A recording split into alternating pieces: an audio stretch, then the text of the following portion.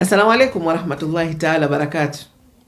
Unajua, mara nyingi sisi mamama ndio tunalalamika kwamba ulezi mgumu, watoto hawatusikilizi, na wakati huo huo tunalaumiwa sisi, watoto wako hawana adabu, watoto wako hawasikii, watoto wako hawafanyi uzuri mashuleni. Na hii inatokana kwamba ulezi si rahisi, ulezi unachosha na una changamoto.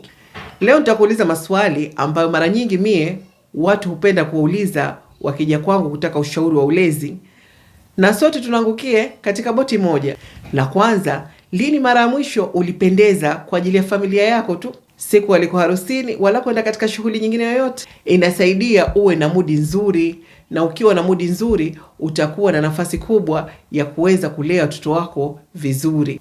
Swala la pili, wauliza lini mara ya mwisho uliotoka na mwenza wako peke yenu, au katoka na rafiki yako wa karibu mkawa watu wawili tu, mkenda kama sehemu za mikahawa au mkenda sehemu yoyote, mkakaa mkabadilishana mawazo watu wawili tu, au hata kama ukaandaa chakula nyumbani kwako mkakaa bila kelele za watoto na watu wengine, mkatayarisha matengenezo mazuri mkakaa. Lini mara ya mwisho umefanya hivyo?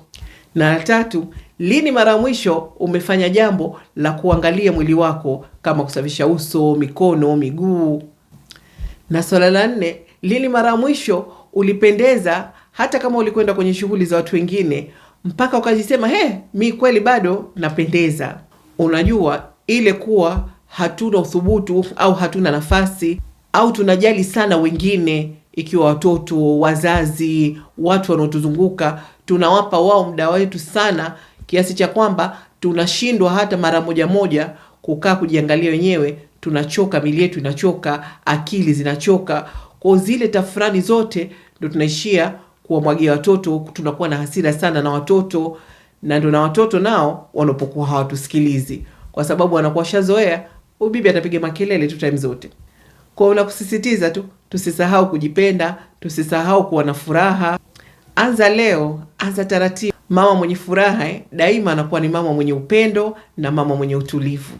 Kama wewe ni mpenzi wa malezi na makuzi, usisahau kulike, kushare na kusubscribe katika YouTube channel yangu Asfar Shab. Asalamu alaykum.